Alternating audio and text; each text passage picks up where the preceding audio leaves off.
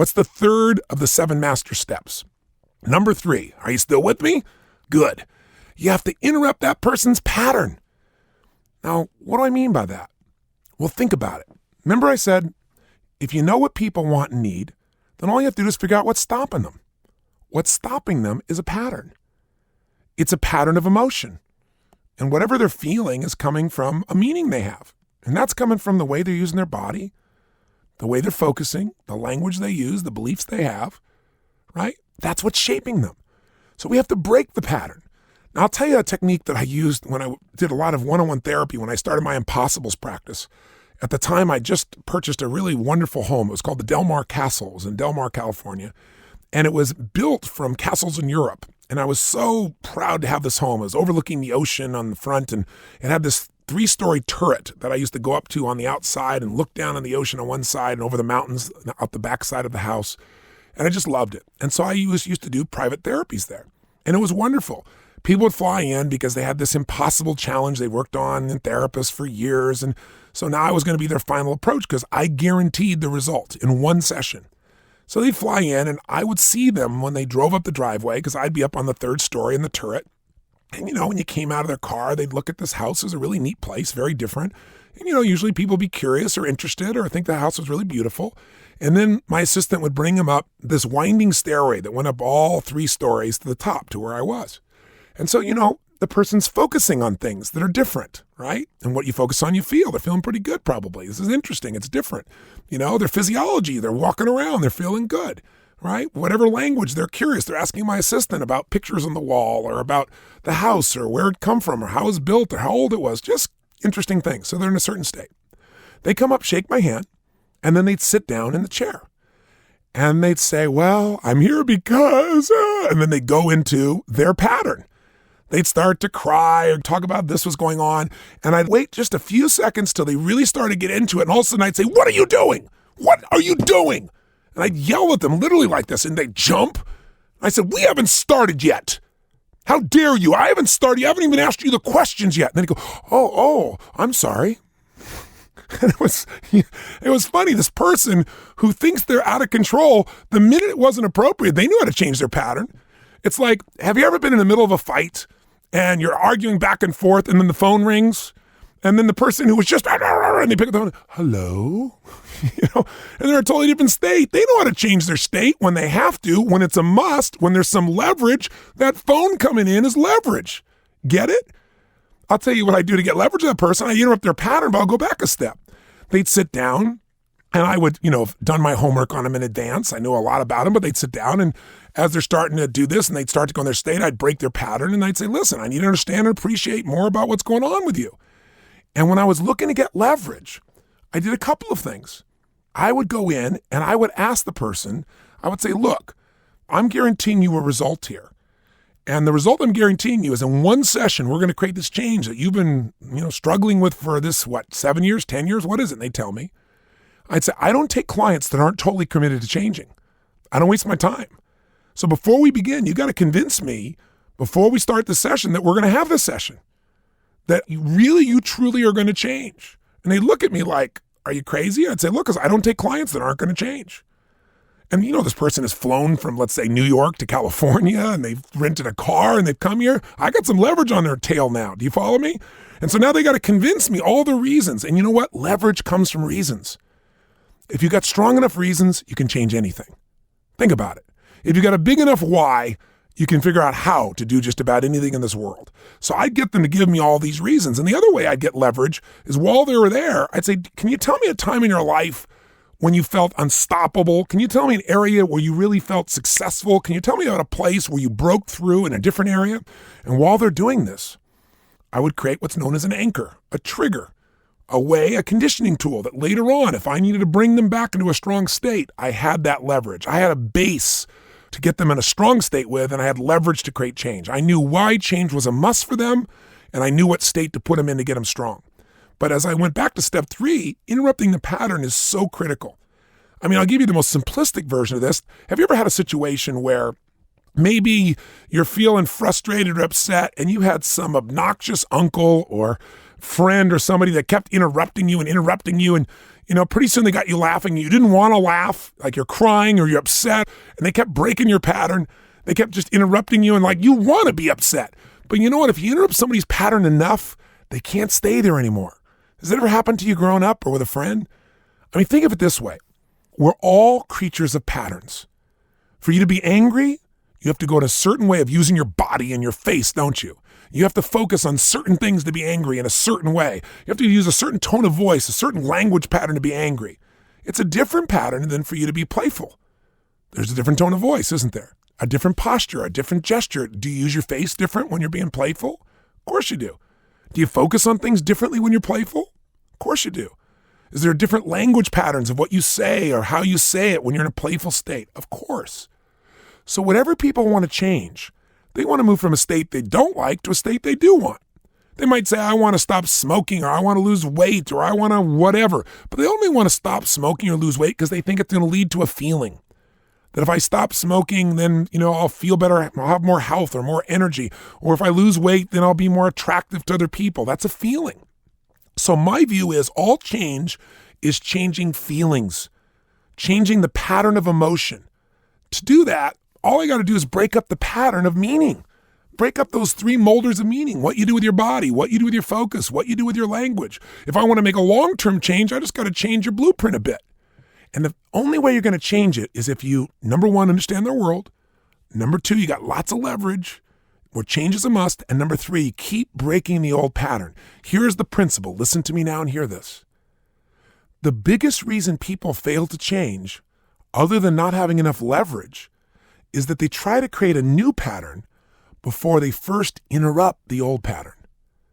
Here's what I mean. If you want to get yourself to stop smoking, you're going to have to replace smoking with something else. But first, you got to make it difficult to smoke. You got to break that pattern. It's so ingrained in your nervous system. So think of it this way. When you get in the habit, I used to bite my fingernails, but it was an unconscious habit.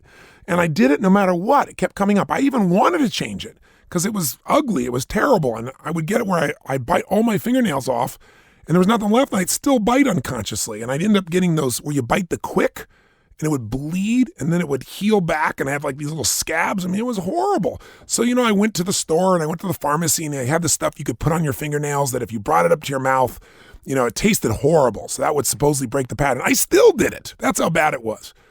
But what changed my life was one day I got enough leverage.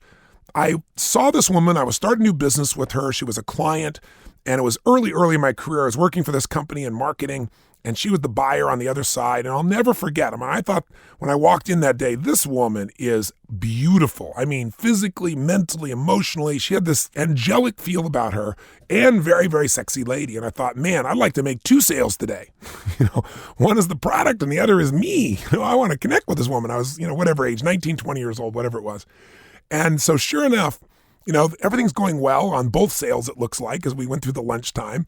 And at the end, I said, what do you think? And she said, absolutely, let's do it. And she wanted the product. So I went to go hand her the contract. And I'll never forget. She grabbed my hand. I pulled it back instinctively. And she goes, what is that? Let me see your hands. And I was like, oh, what? She goes, let me see your hands. And so I brought my hands out and she saw my fingernails. And she said, that is disgusting. I said, well, I just kind of have this habit of biting my fingernails and it's just a bad. She goes, no, that's not just a bad habit. That is disgusting. She said, I could never do business with a person with that little discipline. And she got up and she stormed out. And I thought, that woman is not an angel. I think I thought something much more harsh than that, actually, but that will be my coded way of describing it to you. All I can tell you is, it bugged me though, because man, she was leverage, man. I really wanted her, and this stupid pattern of biting my fingernails is getting in the way. Nothing had leveraged me like that before. I said, you know what? This fingernail thing is done. I'm finding a way. I got higher value, connection and love, baby, right? So sure enough, man, I got all these different books out and I found this conditioning tool called a swish pattern. I'll never forget. And what I did is I saw my fingers coming up to my mouth and then physically I would pull it back. I would snap it back and then I would see myself as this successful person as I snapped it back. I would link these positive feelings. In those days, I was a kid, so I grew up poor, so I thought, okay, successful. I got this cool suit on and a nice watch and ring, and I am the man, or some stupid thing like that, whatever my model of the world was back then at 19. And so sure enough, I did it like 20 times. Like train the brain, see this, boom, do that, see this, boom, do that. And I did it over and over again. It was a conditioning technique, standard Skinner kind of stuff.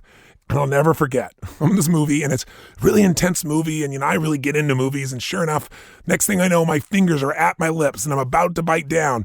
But instead of going, this stuff doesn't work, I just realized, you know what I got to do?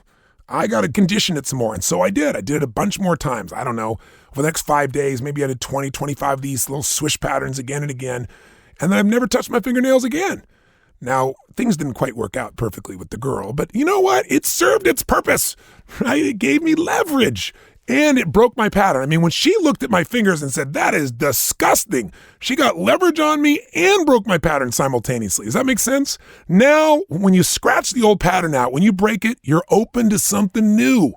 See, that's the only way it's going to happen. You're not going to change things without breaking the old pattern. Think of it like a record. I use this example a lot. I'll repeat it, I'm sure, tomorrow and the next day, because this is it. Most people today have their music digitally, but in the good old days, we used to get it on CDs, or if you're really ancient, vinyl LPs. Ooh. And you know what's interesting? Think about this. Why every time you listen to a CD, do you hear the same music? Because there's a pattern on there. A pattern that when the laser goes across it, it triggers the same response every time. If I try to put a new CD in, a new thought, a new belief, a new feeling, a new kind of music in your head, and I try to put it on top of a CD that's already there, I'm not going to influence you. I'm not going to create any change. But if I take out your old CD and take out a needle and scratch it back and forth, back and forth, back and forth, back and forth, back and forth 100 times, you put that CD in, it's never going to play the same way again. Just like your uncle grabbing you, making you crazy, or making you laugh when you didn't want to. After a while, you can't go back to the old pattern. That's a critical tool. There are many ways to break people's patterns. You can break their pattern physically. Suddenly you tease them, tickle them, kiss them. Water gets dropped on somebody. Somebody who's all depressed and you drop water on them. I promise you, they won't be depressed anymore. They get angry. They get excited, but something's going to change. You can break the pattern of their focus. They keep focusing on the past. You take them to the future and create a new view. I remember one time in my life, I was in this horrible place, and one of my dear friends told me, I'll never forget, he said, Tony, you think this problem will never go away. But he said, you're wrong. There'll be a few years from now, you'll be on this stuff. He said, you'll be here, you'll be married, you'll be with this woman you totally love. He said, we'll be together and we'll talk about these days and how crazy and difficult it seemed.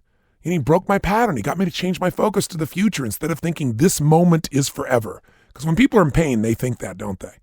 Or you can change people's language. Somebody says, this is the worst thing that ever happened. I remember this one woman was talking to me one time, and I was doing therapy on her. She's a very famous lady, and she was overseas and completely depressed and unable to eat and going through all these things. And, I understood where she was. And at one point, I just said, you know what? You need to do something different here. We need an alternative to your old language pattern here. I'm going to give you something else to say. And I broke her pattern completely. I said, here's what I want you to do. Next time you start to feel depressed and you start saying no one loves me and my career is in shambles because I haven't made a movie in 3 years and all this stuff, I said, I want you to do this. You're hanging out on the beach.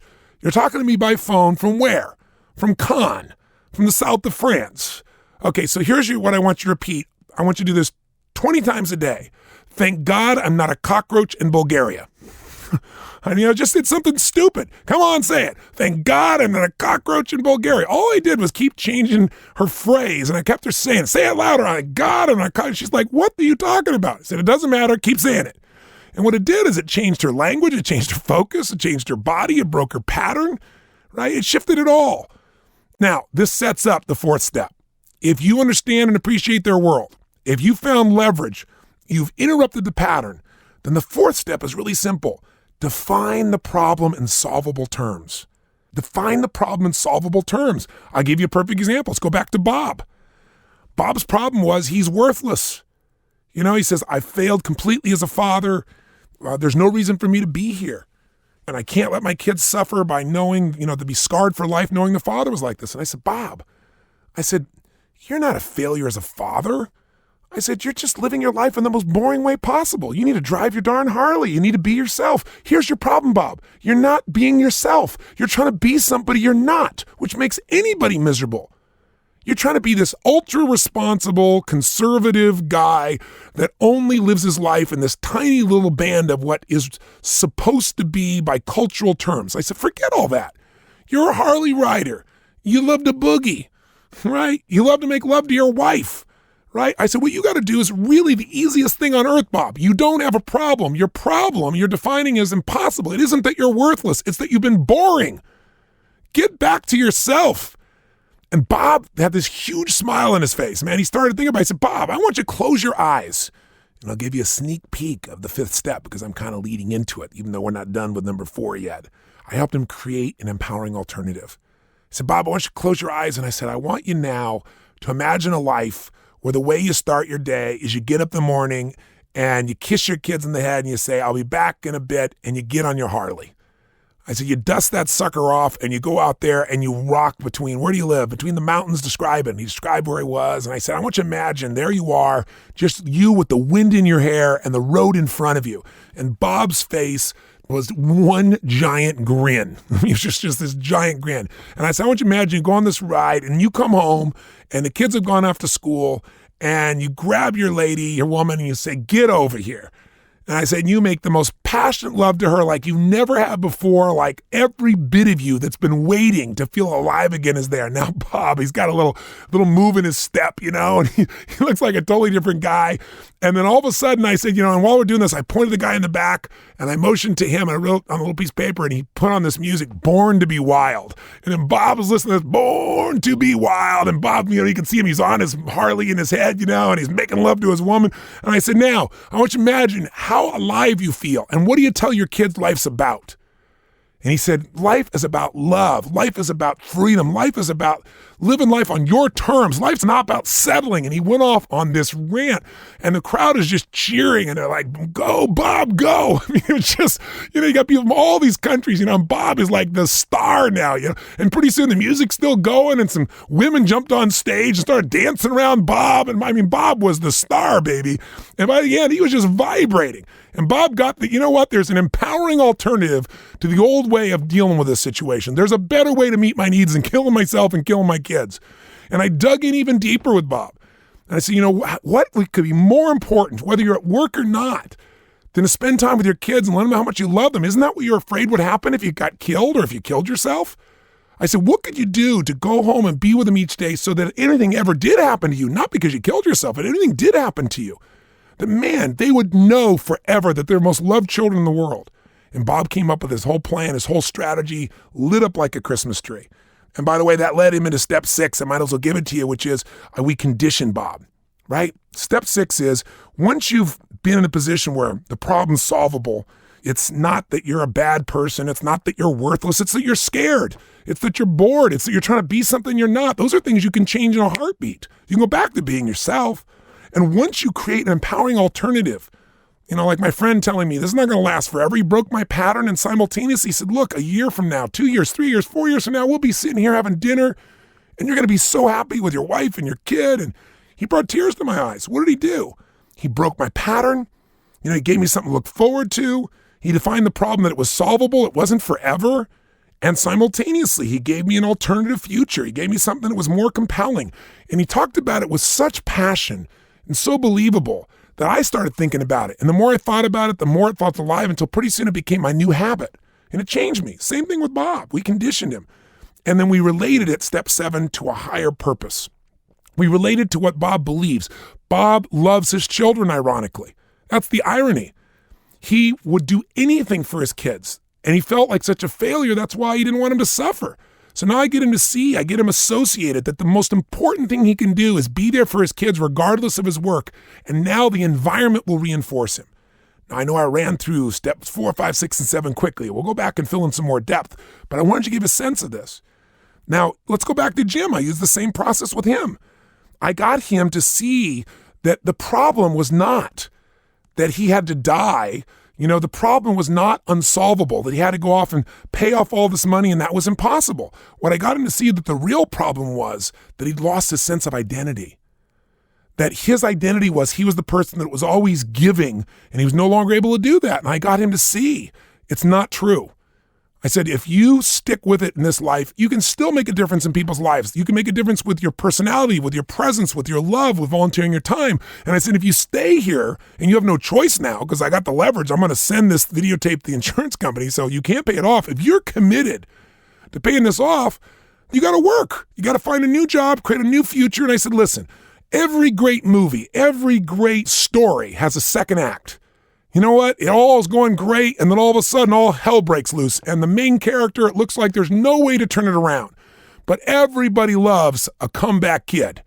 Everybody loves somebody who can make it. And they didn't just succeed. They went through hell and got stronger, better, and more. I said, all of this has happened in your life for one reason, so that you could become more, so you could give more. I said, you come through this, it's going to make you the strongest you've ever been. It's like the old silly metaphor, but it's true. When somebody breaks a bone, what happens? Where the bone heals becomes the strongest part of that bone. I said, that's what you got to give. So I redefined it from it's impossible to turn this around because I don't have the money to it's solvable. Start making contributions now. Start making the difference now. You don't have to wait till you have money to do it. It's just a change in your identity, and you can get your identity back by starting to give again. You can be a contributor again. And I began to paint alternative ways to deal with it and began to reinforce it. And I did a process to condition him, and sure enough, related to what he values. And by the way, if you watch the film, you'll see an interview with Jim 2 years later, and you see Jim the happiest he's ever been in his life, no possibility of suicide. And he talks about the people who he's helped because he lived. He got in a business where he was helping people that were losing their homes, ironically. And so he worked with a company that had capital, and they go help them to keep from losing their homes. And they make a loan to them and turn them around. And he had one woman in particular he told me the story about who was in her 70s, and she let him know, and she got his letter, and it was the same day they were supposed to foreclose, and there was no way to make the deal happen. But Jim figured it out, and he saved her life savings. And I said to him, Jim, do you realize if you would have killed yourself, that woman would have lost everything? And what an unbelievable gift. And he started crying, I started crying. It was beautiful. Change happens when you take these steps, when you understand their world, when you get enough leverage, when you interrupt the pattern that's limiting them, the pattern of focus, the pattern of meaning, the pattern of language, the pattern in their body. When you interrupt it enough over and over and over again, it's impossible to get back to. When you really get a person in a position where you help them to define the problem in solvable terms, somebody's depressed, you say, no, you're not depressed, you're bored. You know, of course you feel what you call depression, but you're just bored with your life. You redefine it. When you redefine it in solvable terms, then you go to that fifth step. You come up with an alternative. I mean, I'll give you an example. All change really is bringing resources to a place they're not. What do I mean by that? Well, an empowering thought, an empowering belief system, an empowering feeling. Think of your own life. Think of one of the toughest situations you've ever faced in your life that somehow you eventually made it through it. Can you think of one? Think of you, for example. What's one of the toughest situations you faced in your life, and what pulled you through? Maybe to help you do this, I'll grab somebody here in the room and put them on the spot here because I'm obviously in the studio. Laura, tell me, grab that microphone so I can have a real life example. Spontaneous, give me the truth. What's one of the toughest situations that you've faced in your life, and what belief or one thought or what action, what pulled you through? I would say breaking up with a boyfriend that I thought I was going to marry. And I think the belief that definitely pulled me through is if he was the right one, it would be meant to be. Now, how soon did you get that belief? Or did you suffer for a while first? Probably about 2 or 3 days of being really sad, and then just kind of being at peace with it and spending time with friends and family. And, you know, it was a few months till I was truly, truly at peace with it, but it helped pretty much right away. Now notice, what was the meaning when you were in the most pain? What do you think the meaning was? What was the pattern then? This was not something you expected to have happen, I guess? How long had you been dating? Less than a year. Mm-hmm. But I think I knew that something was off, and I just thought it would get better, and then I realized it wasn't. So I think I was being a little too hopeful. Yes. Optimistic. And you ever notice how optimistic we get when we're afraid of losing something? Very often it's counterintuitive. Like we want to reassure ourselves enough because we want that certainty. So when you got that belief system, and that belief system says it wasn't meant to be, basically, is that the essence of it? It reassured you, I guess. Is that right? Mm-hmm. So that was an alternative way. That was an empowering alternative for you. And today, now that you look back on it, what do you believe today? I definitely believe that God just did not want us together, and it was the best thing that could have happened. What a beautiful thing. Now, without that belief, you would have suffered. And some people will go on and on because they'll hang on to that belief that I missed out on the one relationship I could have had, the person that was designed for me. And so they'll say, my life conditions don't match my blueprint. They never will because I missed that person and they stay in pain. You made the shift. Congratulations. Thank you.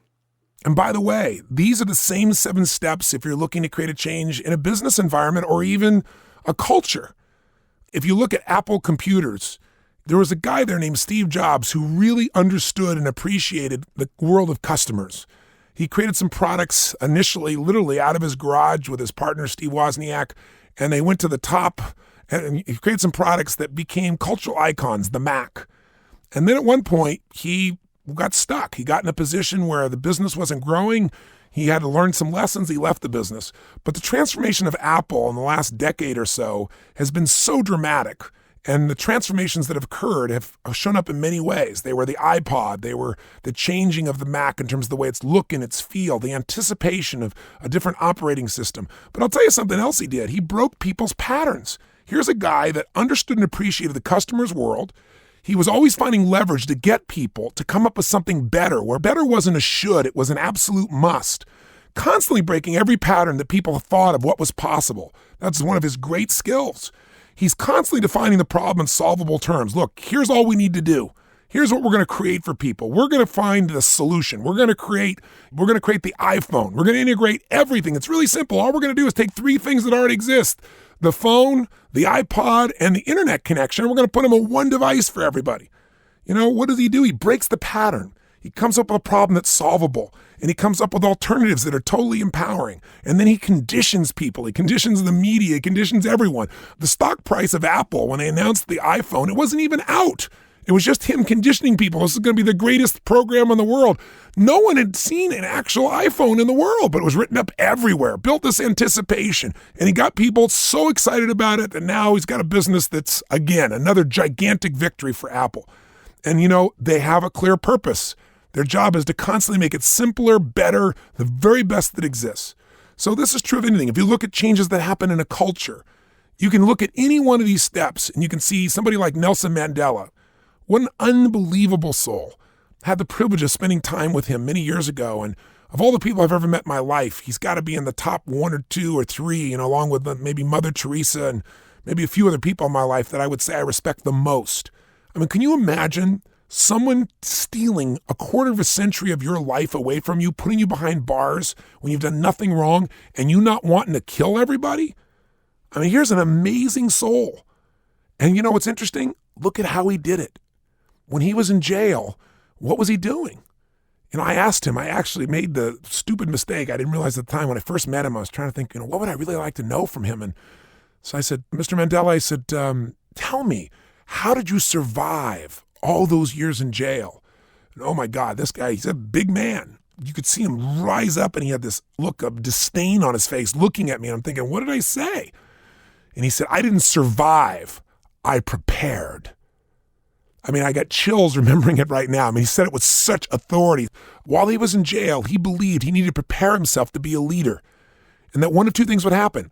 Either he would be able to lead his people, and in order to do that, he knew he had to be able to reach out to the white leaders of apartheid. He had to understand them. He had to be able to communicate with them. So he studied Afrikaans. He literally learned the language of the people that imprisoned him while he was in prison. He was reading constantly, preparing himself, because he said, I'm either going to lead my people or I'm going to die in jail, and my death will spur on a total transformation, a revolution in my country, one or the other. What an unbelievable mindset. And then what did he do? He found a way to get leverage. The leverage is they kept coming to him and saying, listen, we'll release you if you just promise not to say anything. And of course he said no. And his being locked up in jail became the leverage where people got more and more upset around the world. How did he break patterns? First acts he did when he got out of jail. It was an amazing experience. I had the privilege of actually going out to that island where he was held. It was quite an experience. But when he got out of jail, the first thing he did is he put on the jersey of Springboks. It was the symbol for every black South African of everything that was wrong with society, the white supremacy. And he wore the jersey as if it was his own. What a gutsy move. Talk about breaking people's patterns. And how about when all of a sudden he's starting to talk to people he's negotiating with and they don't think he understands Afrikaans and he's speaking in their language. I mean, this is the way change happens in a culture, not just with an individual. And he defined the problem in solvable terms. He said, it's not black-white. He said, there are many white people that are amazing and there are many black people that are mean and vice versa. He actually used the tool to help people begin to look at people from what they valued and what they believed instead of the colors of their skin. It's something you may be familiar with called spiral dynamics. I won't go into that now, obviously.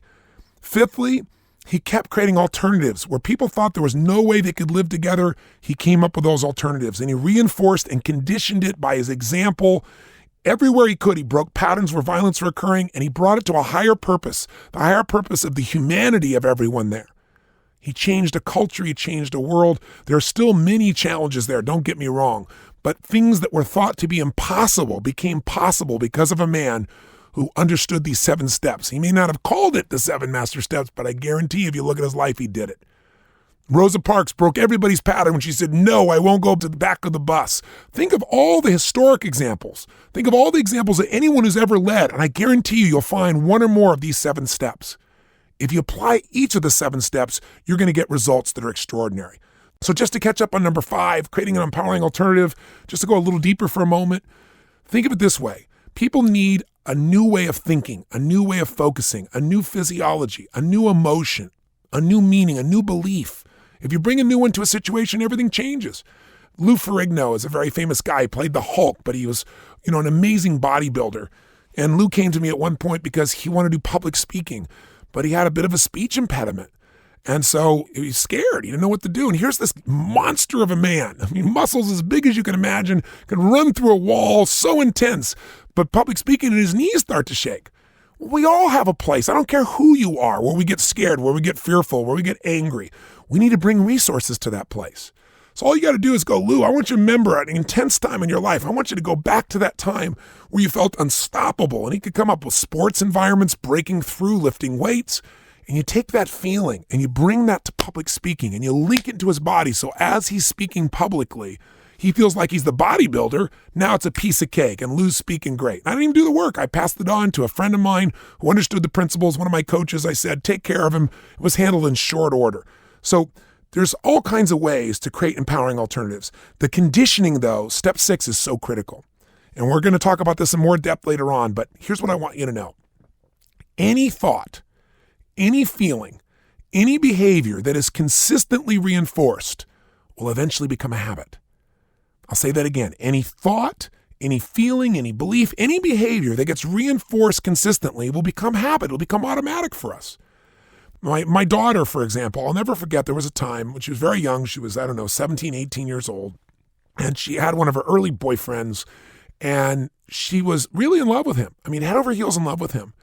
And sure enough, there was a time in which, he was supposed to call or supposed to come by. I don't remember which. And he didn't call or come by. And she kept waiting and waiting and waiting. And she got more and more and more upset. And then finally, I think he called in and she just cut loose on him. I can't believe that you didn't even call me. You don't even care. And went on and on and on with this really negative meaning she had. Now, interestingly enough, I pulled her aside afterwards and I said, Jolie, I know you're disappointed he didn't call. But, you're assuming he didn't care. You're making a lot of assumptions that will make him feel horrible. He may have cared. He may have just been so caught up in the situation. You didn't even wait to find out. And you unleashed on him. And guess when you unleashed on him? At the very moment he was doing what you wanted him to do. He's calling you. He's showing up. And now you're giving him pain? Guess what that teaches him? It teaches him that when I finally do the right thing, I'm going to get punished. What would be a much better approach, sweetheart, is, when he calls, say, honey, I missed you so much. Are you okay? I was worried about you. Not make him wrong. Give him love. If he receives love, if he feels significant, if he feels connected to you, if he feels certain you're going to love him no matter what, I promise you're going to get a much better response out of him than if every time he screws up, you jump all over him. After a while, he's not going to want that pain. He's going to go look for someone else he doesn't link that pain to. See, if you want to understand conditioning, there's a great book I can recommend to you. It's called Don't Shoot the Dog. Fantastic book on conditioning. We're going to go into much more depth later on in the program, but I highly recommend it. It'll explain to you the process of conditioning in a great depth. But another way of doing it is go watch this guy on television, go get his DVDs, The Dog Whisperer. Cesar Millan. He actually got my tapes and programs when he was in Mexico, and it got him inspired. He came here and he decided he was going to work in this dog washing location, and nobody would wash certain dogs because they were so out of control. I mean, so mean. And he would take those dogs and in seconds, man, he'd have those dogs totally mellow. But if you've ever watched him, and his show is kind of funny to watch, whether you have a dog or not, I never thought I'd like a show like this, but I watched it a few times. You begin to realize that the way a dog behaves is such a result of their parent, i.e. their owner. So many owners spoil their dog or reinforce their bad behavior. I mean, this man really understands conditioning. So conditioning is the secret. You can condition any thought, any feeling, any behavior you reinforce enough. And here's the key to understand. There's 6 reinforcers. If somebody does something and you give them real love for doing it and you reinforce that behavior with love, they're going to want more of that. If, every time they do something, you make them feel more significant, sincerely, not blowing smoke, and you show them how important they are, how unique or special they are to do it, they're going to want to do it again. If they value certainty and you show them by doing this how their world is more in control, or they have more comfort and more joy, they're going to want to do it again.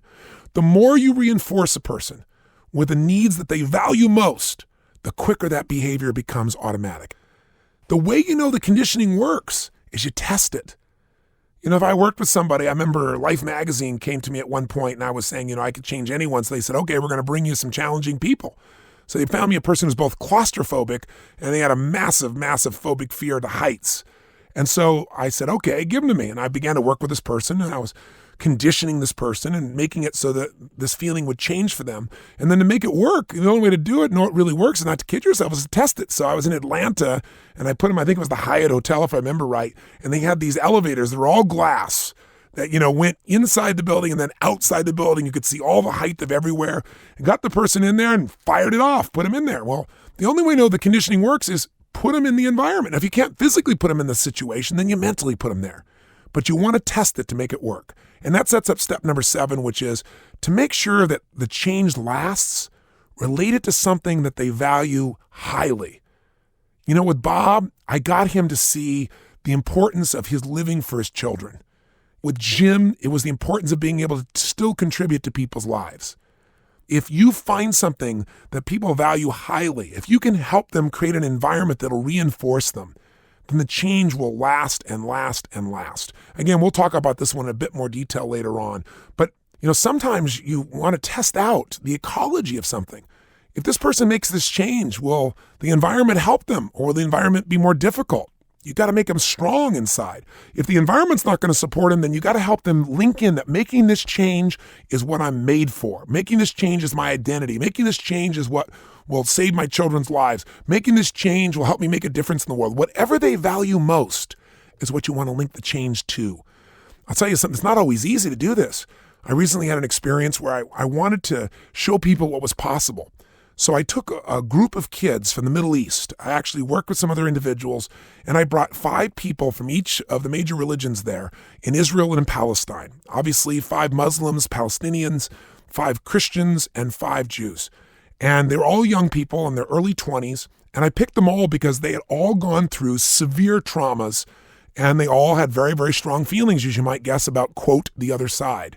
Now, one of them, for example, was a Palestinian young girl who was a Christian, and her car was shot up with 500 bullets because the Israeli police thought that she was a bomber. They had misidentified the car. So it killed her sister. It put bullets in her father. To this day, she still has a bullet inside of her. So you can imagine the emotion she was feeling. I brought in another person who had grown up in Hebron in the West Bank and who had watched all their families basically moved out of that environment, and one that grew up in a refugee camp. So they had pretty strong feelings. And then, of course, I brought in, a young Jewish man that was just a great, great soul. And we were doing this in a documentary form so we could show people that you can change anyone. If I'm going to talk about creating lasting change, how do you really have an impact? I figured here's a powerful place to show it can be done, where the environment doesn't support the change. And so I was talking to this young man, and sure enough, here he is, so sweet and warm. And then on camera, and when we started talking about the challenges there between the Palestinians and the Israelis, it was like he became a different person. And he said on camera, he said, I'll wipe out any village, an entire village, I don't care, men, women, and children, just to keep one Jewish mother from crying again. And in it, you got to see his model of the world, this man who's loyal, who wants to make a difference, who cares. Instead of just judging him and saying he's a horrible person, you see what being a soldier does to somebody's mentality when they've lost family or friends. Anyway, I took these young people all together, and I took them to a place that we own in Fiji, and I took them there for a week. And we worked on them and gave them interventions. And then I took them to a seminar we did in London. I went back with them to Israel and to Palestine, and actually went into the West Bank just recently during some of the toughest times there. And what was really beautiful was these kids have become best friends.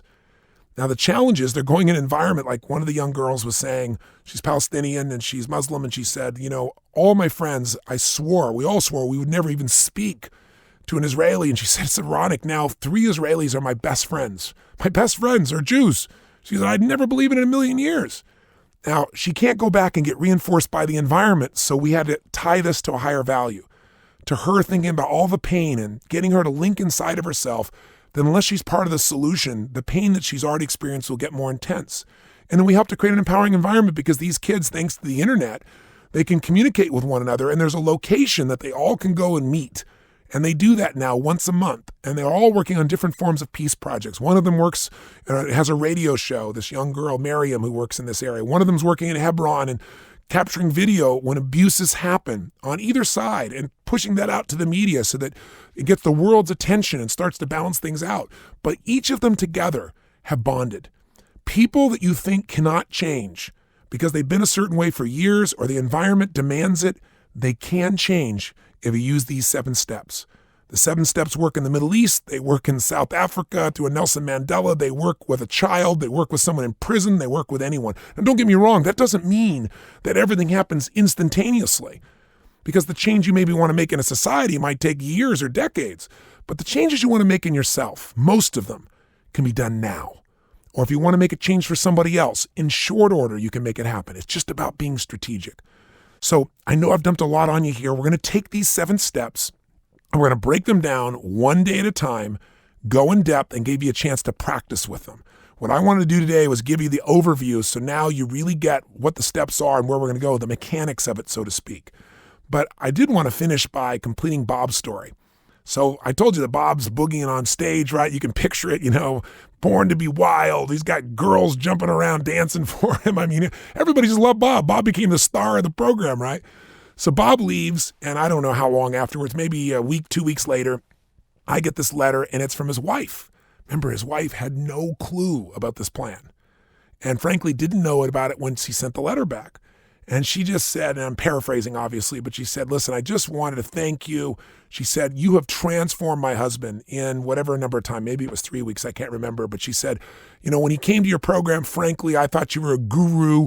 I thought you were somebody who was going to drink this Kool-Aid. And she said, but I was willing to try anything because Bob at that point, had not worked in 3 years. He wasn't talking to our children. He was isolating himself. If friends or family came over, he wouldn't talk. And she said, he is a completely changed man. And I want to thank you. I don't know what you did, but she said, I'm not arguing with it. It's a miracle. She said, Bob's got his first job in 3 years. She said, but more importantly, I feel like I got my husband back, the man that I always knew. And he's so much full of life and so playful and so fun. And she said, our life is transformed. And she said, the greatest thing though is he is so close to his children now.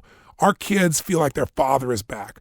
And she said, I can't express enough appreciation to you. God bless you. Thank you. And so forth. So beautiful letter, just beautiful letter, lit me up like a Christmas tree. I mean, that's why I do this stuff. It's why I'm doing this silly program right now, is because I'm hoping I can transfer a little bit of this. I'm not pretending I have all the answers, but I do know some things that work. And I know you know what works. So hopefully you can add some of this to your repertoire and just become even more impactful as a change agent. But the best part of this story is somewhat melancholy and yet so beautiful simultaneously. So I don't know exactly how long, roughly, let's say 2 years later, I'm in Fiji and I'm working on a project, a writing project, a book I'm working on. And I started thinking about how I wanted to open a particular chapter. And I thought, I wanted to open with a case history. I've had so many interesting case histories. Maybe one that really would rivet people. What's one that's riveted me? I thought of so many different cases. And then I thought of Bob. And I thought, wow, that's the one I should open with. I mean, somebody's going to kill themselves and their kids. That's pretty intense, And I said, it was so beautiful how it turned out. So I turned to the head of my creative department who's with me. Her name's Pam Hendrickson. And I said, Pam, would you do me a favor? Would you follow up and find out how Bob's doing? I'm sure he's doing great, but I want to know, 2 years later, we always follow up. What's he doing like? How's his life? And Pam paused and looked at me and she said, I can't believe you're saying this. She said, I just received another letter from his wife. And she said, I brought it here as part of your mail. I mean, it's just total serendipity. And she said, rather than tell you verbally, let me go get it. So she went back to her bure, the place she was staying, and she came back and she gives me this letter. And the essence of the letter says, Dear Mr. Robbins, I have sad news to share with you. She said, I'm sure you remember my husband, Bob, who came to be with you. He was the man who, and she described it. And she said, unfortunately, he passed away last week in his sleep. He had a heart challenge and he died. And she said, while I have tremendous sadness to see my husband pass, she said, I feel like the woman in Titanic where I need to continue to live on and take care of our kids for him because he was such a good man. And she said, I'm telling you this also because I wanted you to know what a difference you made in Bob's life. She said, Bob was a new man when he came home. I think I wrote you previously about how he transformed in terms of his work. But the thing I wanted you to know is we were never closer than we were in these last 2 years. He was closer to me. He was closer to our children. He lived more in the last 2 years than I think he did in his entire life. So I'm sad to lose my husband. I'm grateful that he lived fully. And I remember sitting there reading this letter and just bawling, uncontrollably and just thinking, all this because, I wouldn't give up. All this because of some simple insights. All this because, God guides you. I think when you're trying to serve at the highest level and you won't give up, things come through you. All this because there is a way, believing there is a way to make a difference. There is a way to reach somebody, no matter how impossible it seems. So that's why I'm doing this silly program. I want you to have the experience of knowing that you've made an even deeper difference. I'm sure you've made such a difference already in your family's lives and friends and associates or coworkers, or if you're a therapist, your clients. But there's always a deeper level we can reach. And that's the purpose of the journey of the next, 8 days left we've got together here. And that's why I'm pouring so much into this stuff. And that's why you hear such passion in my voice, because lives can change. And all it takes is for you to step into a state of mind, emotion, and spirit where you forget about all the mechanics once you know them, and you just know that you're committed to serving and you know that you'll be guided, where you don't judge people, where you really figure out what is it that they want, what is it they need, where you enter their world, where you find that leverage that can change it all, that can make it a must, where you break the patterns that don't work, where you lovingly help them find a way to define their problem in solvable terms, where you give them lots of alternative ways to think and feel and be and do in this environment that work, where you condition it so it sticks, and where you relate it to something they value immensely, or you help them create an environment that will reinforce them. Those 7 steps can change lives. I hope you see the value of them. I don't think these are the only 7 steps, but I hope you find them helpful. And if they are, if you think they'd be useful, then I look forward to spending time with you tomorrow, and we'll go to step number 1, understanding that world, and we'll go deep, and we'll have some fun with it. So I thank you for listening. No assignment today. All I want you to do today is think about times in your life. If you want to, you can write down an example where you were able to create change and see how many of these steps you actually are aware that you did. Did your awareness and understanding of the situation help? Did you find a way to get leverage where you finally found the way to make change a must for that person or yourself? How did you break the pattern of what they were thinking or feeling or the meaning or how they're acting or yourself? Did you come up with a better way of looking at it, a new way to solve the problem, a new way to define it? Did you come up with some empowering alternatives? Did you condition it till it became, part of that person, reinforce them? Did you relate it to higher purpose? That might be a nice task. So if you want to do that, go for it. And I'm going to look forward to being with you tomorrow for day 3, where we're going to take ourselves a new level of depth of understanding and appreciating the world of those we want to help to create change for. And of course, as always, live with passion, and God bless.